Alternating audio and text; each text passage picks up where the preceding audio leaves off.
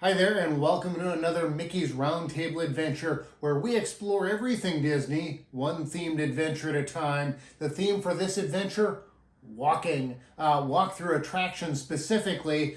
Join me as I travel to every one of the 4 Walt Disney World parks and venture through every walk-through attraction from the very newest to the very oldest. You're not going to want to miss this Mickey's Roundtable adventure.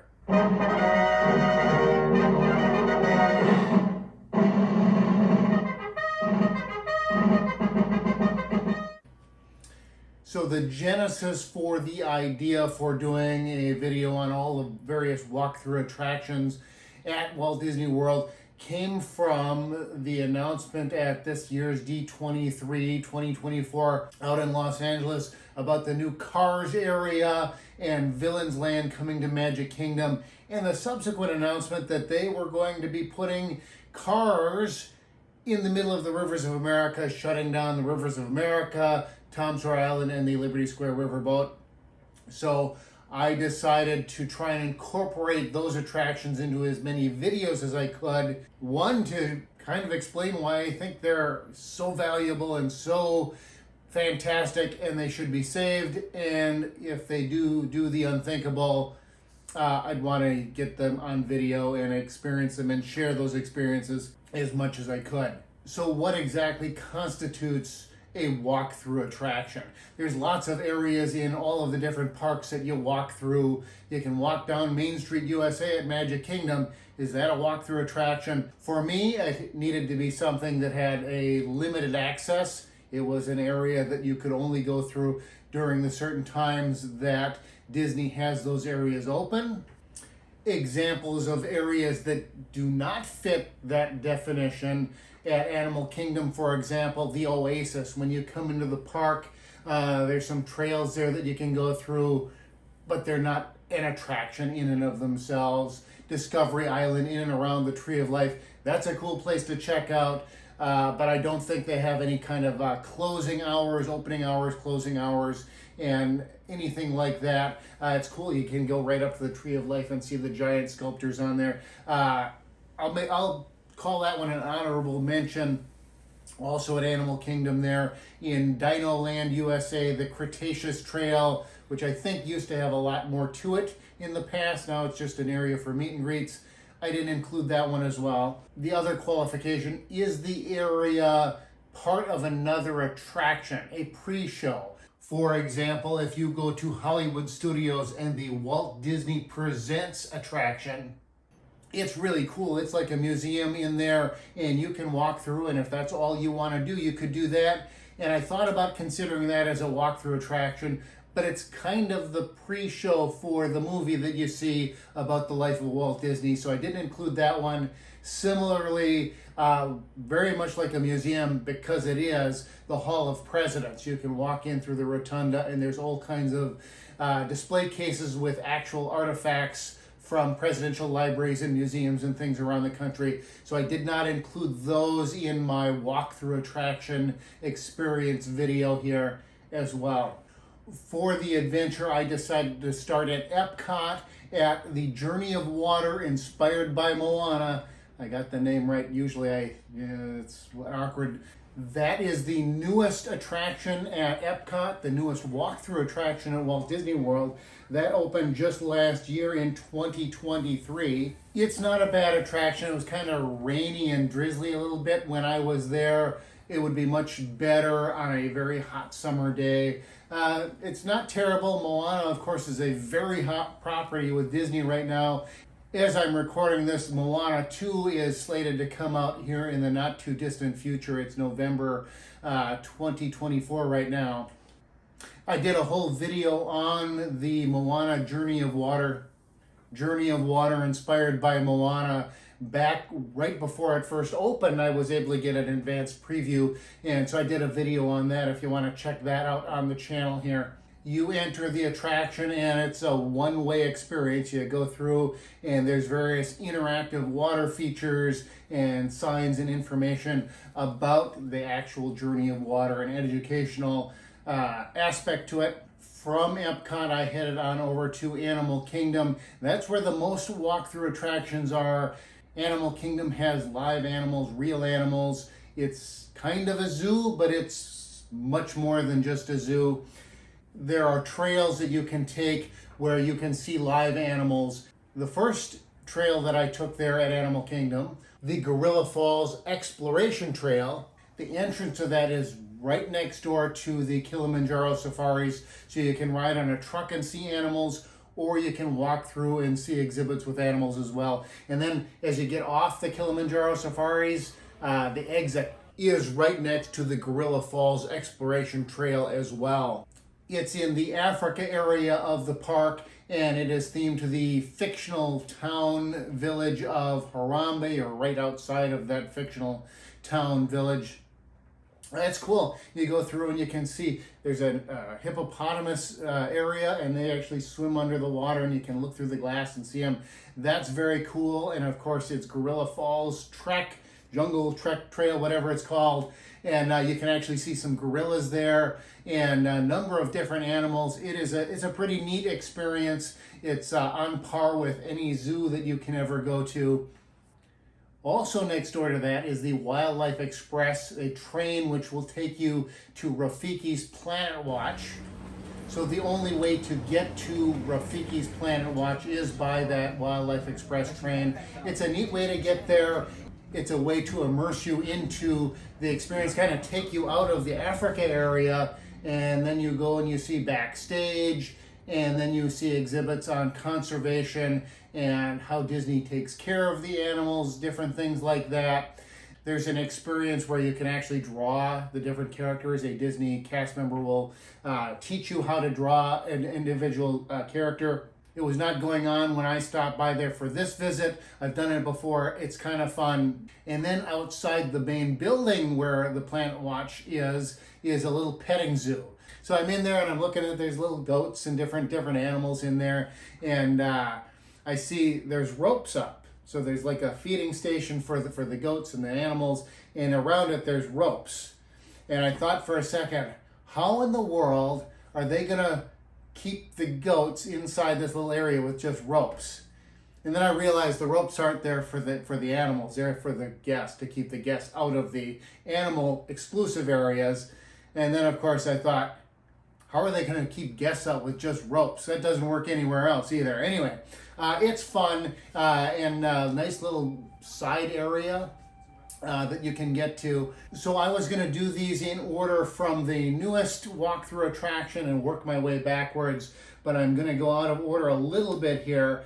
There's another animal trail, Trek Trail in the Asia area, which opened in 1999, the Maharaja Jungle Trek. You are trekking through the Maharaja's former palace grounds, and there are old ruins and the buildings are crumbling, and you see animals. There's an aviary, and there's tigers and a number of different animals that you get to see. It's kind of cool.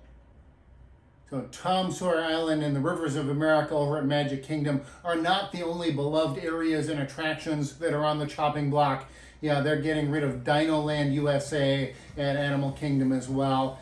One of the very cool things at Dinoland USA is called the Boneyard. The Boneyard is basically, it's a dig site where there's like dinosaur skeletons in the cliff wall, and it's a play area. You go in there and there's slides and there's stuff to climb on, and it's really, really cool. If you got young kids and you want to get them to expel some energy, that would be a fantastic place to go while it's still here before it goes extinct. Again, they're getting rid of that as well as the Rivers of America at Magic Kingdom. And it doesn't make any sense, of course, because, they're destroying the integrity of Animal Kingdom just the way that they're destroying the integrity of Magic Kingdom. Anyway, you walk in the park and there's the statues above the entranceway, above the ticket booths in the main entrance. Live animals, extinct animals, and mythological animals. Well, the extinct animals are gone, and the mythological animals, again, was supposed to be Beastly Kingdom, but that never came to be. Just piece by piece, they're going to destroy that park as well. The only park at Walt Disney World that does not have any kind of walk-through attractions is Hollywood Studios. They used to have a Honey, I Shrunk the Kids play area. I remember going to that way back when. That was really cool. But other than that and the Walt Disney Presents area that I discussed earlier, mentioned earlier, they don't really have anything. But Magic Kingdom does, including the oldest walk-through attraction at Walt Disney World. An opening day attraction at Walt Disney World at Magic Kingdom was the Swiss Family Robinson Treehouse. It's still there and you can still walk through it and explore it. It's really cool. You go in and it's like the other walk-through attractions except for the Boneyard, where you kind of follow a path through the area, and this you go up into the treehouse, up and around and up into the very tippy tops of the branches. I've watched the fireworks from up there. It's not a great spot for watching the fireworks, but you get tremendous views of the park, and then you'll wind your way back down, and it is it's like you're stepping into the movie Swiss Family Robinson. If you watch one and then you experience the attraction or vice versa, it's like they pulled it straight from the movie and built it, and it is really cool. I'm glad it's still there. I'm glad they haven't really changed it at all, or not much at all as far as I know. The one out at Disneyland is just recently undergone its third incarnation. It was originally the Swiss Family Robinson Treehouse.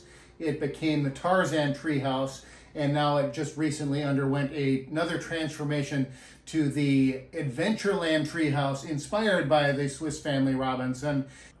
Over in Frontierland, a slightly newer attraction than the Swiss Family Robinson Treehouse. It opened in 1973. That's Tom Sawyer Island. That was kind of the reason that I decided to make this video, was to go and explore that and to talk about that some more. Now, I did talk about it on my Rivers of America video a couple videos ago. You can check that out for more about the history of the islands and how it fits into the Rivers of America, Frontierland, Liberty Square, and the whole park. But I'll touch on it a little bit here. It is unlike any of the other walk-through attractions. You can kind of go wherever you want. The Boneyard is that way, except it's a small play area. Tom Sawyer Island is a big area that you can explore to your heart's content. There's caves and tunnels. There's an old fort. There's the Barrel Bridge. It's fantastic. I think one of the reasons that I like it is because it is so old school. It is so old-timey, and I don't mean, 1870s, 80s, 90s, whenever it's set, old-timey. I mean it's 1970s, old-timey. They haven't really touched it or done anything to change it. I liken it to, I got to go to Egypt a number of years ago, and one of the things that I got to do in Egypt was visit the Cairo Museum. Downtown Cairo, there is a museum with all kinds of fantastic old statues and sculptures and mummies, and there's all this really cool stuff that goes back thousands of years, but the museum itself was built in like the 1920s. Yeah, so Tom Sawyer Island is kind of like that for me, in that it's still old school, it's still old time. Now, that being said, it really needs to be upgraded. To say that, taking out the Rivers of America and is bad and terrible, and putting in this cockamamie Cars idea is so horrible. Not that Tom Sawyer Island is perfect by any stretch. It does need to be upgraded. Rivers of America needs to be upgraded. If you go out to Tom Sawyer Island or ride the riverboat on the Rivers of America, since they announced that it was going to be closed and destroyed, there's a lot more people there. There's a lot more people on the island. There's a lot more people on the riverboat. You know why? Disney gave them a reason. Finally. It's not a very good reason. It's a horrible reason. It's a terrible reason, but they gave them a reason. What if, instead of tearing it down and getting rid of it and closing it, they plussed it and gave people a positive reason to go out there and spend time there and enjoy the area and enjoy the relaxing riverboat ride, run around Tom Sawyer Island and have fun? What if you did that instead? There's a lot of potential for Tom Sawyer Island, more so I think than the riverboat, and I love the riverboat, but Tom Sawyer Island has so much potential, and I've got a few ideas, but I'm sure other people could come up with even more that would make that experience so much better. I love that it's a time capsule, but it does need to be improved, does need to be plussed. And I was in Magic Kingdom a month or so ago, and I was talking to a family while riding the Liberty Square riverboat, the Liberty Bell, and the dad's favorite attraction was the riverboat, and their son's favorite attraction, he was probably 7, 8, 9 years old, somewhere in there, his favorite attraction was Tom Sawyer Island. Him and his sister, and they were trying to understand, well, why are they taking this out for the sake of a Cars attraction? And the parents tried to explain to them, and they weren't quite getting it, and the kid says, why don't they just put a ride out there?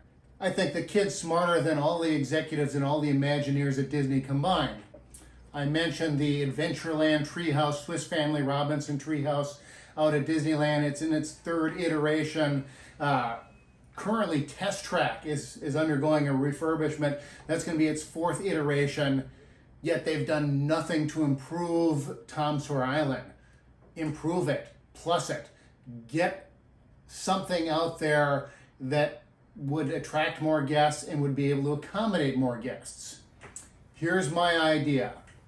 Currently, the Liberty Square riverboat travels from Liberty Square and it goes around Tom Sawyer Island and comes back to Liberty Square. It does not stop out on Tom Sawyer Island. What if it did?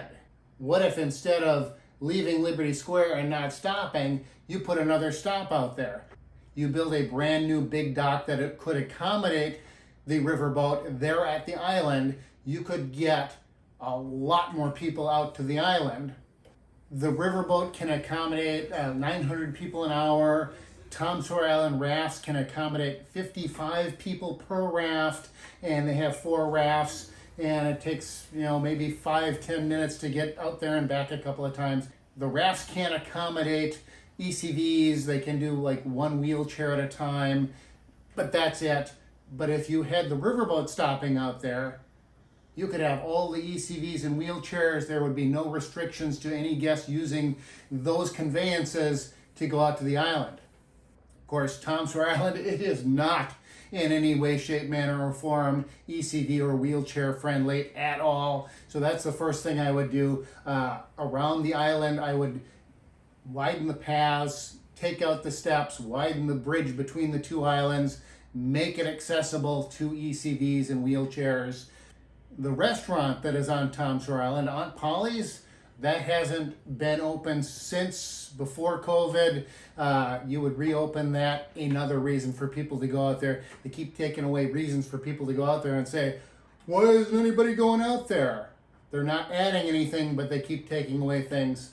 Anyway, I would put that back out at the Port Orleans Riverside Resort. You can go cane pole fishing. Yep, just like Tom Sawyer and Huck Finn. You get it's a rod and there's a line and you put some bait on the hook and it's catch and release. You could do something like that out there. That's not enough to accommodate all the guests that I'm suggesting you could get out there with the riverboat and the rafts, but it's something else. The play area that's on top of the hill there on the main Tom Sawyer Island, you plus that, you make that more accommodating for more kids to play up there. Here's another idea that I've had. I've had this for a long time. You take Fort Langhorne. I love Fort Langhorne. And I would take out the bathroom, maybe put it on the other side where the horse stable is and stuff in there. You'd have to put the bathroom somewhere. But you make the area inside the fort a maze. You go in the fort and you go through a maze. And as you go through the maze, you go up to each one of the towers. Then when you got done, you exited. At Fort Langhorne, the exit would be through that escape tunnel in the back. It would be very, very cool. Games. Why not do a treasure hunt or something akin to what they have currently in Adventureland? There's a pirate game treasure that they have there. You could do something like that out there. The island that Fort Langhorne is on, the back half of that island is pretty much Well, not pretty much. There's nothing there. There's the burning cabin and some animatronic animals to look at from the riverboat. And you want to keep that area pretty wild because that's the point of the riverboat journey is you are going out into the western United States in the wilderness, and so you don't want to build that up too much. But here's the idea. You put back there a challenge course. Either like just a really good playground area like the Boneyard, or they've got one of these at Shanghai Disney. So you'd think the current Disney establishment and leadership would be on board for something like this. You wear the harness, and then it goes and it links into a track, and then you go through and you can go up through the trees, and you can go behind a waterfall. I don't know if this is practical or possible or safe. How cool would it be to have the burning cabin on fire again, and you go through the burning cabin in the challenge course? I don't know that that would really work. Brainstorming here. You do that cool challenge trail, and then at the end you'd have a tower and a zip line that would bring you back to Fort Langhorne. You could plus the islands and give guests a lot more to do there. Yeah, the idea that they want to put this go-kart dirt track thing into the rivers of America and destroy all the views. And they just released a video clip from D23 Brazil. I didn't even know there was such a thing. I guess it's new this year. And it shows them testing out kind of the ride layout. It's not the actual ride vehicles. It's not the actual ride system. They just built a dirt track, and they took these four-wheelers and spun them around, and looks kind of dumb, if you ask me. And I see some critics saying, oh, putting a dirt track in Florida doesn't make any sense. It won't be an actual dirt track. It'll probably be concrete that makes it look like dirt.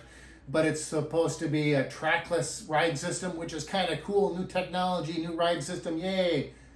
But it just follows the same path every time as far as it, I don't know. So that doesn't make sense. Why would you need to do a trackless ride if that's all it's going to be? Anyway, doesn't look too interesting, too exciting. Hopefully these plans fall through and they keep the rivers of America as they are in Tom Sawyer Island. There's not an aversion to walk-through attractions. They've got them, of course, at Walt Disney World. Very popular, from Moana to the various jungle treks and Maharaja Trek at Animal Kingdom. Out in California, California Adventure has the Redwood Creek Challenge Trail. There's a walkthrough of the Sleeping Beauty Castle. These things are around. I mentioned the Challenge Trail at Shanghai Disney. These things are there, so they're not averse to having them, so why not have the one at Liberty Square and Frontierland with Tom Sawyer Island? Just plus it, improve it, make it someplace people want to go, advertise it.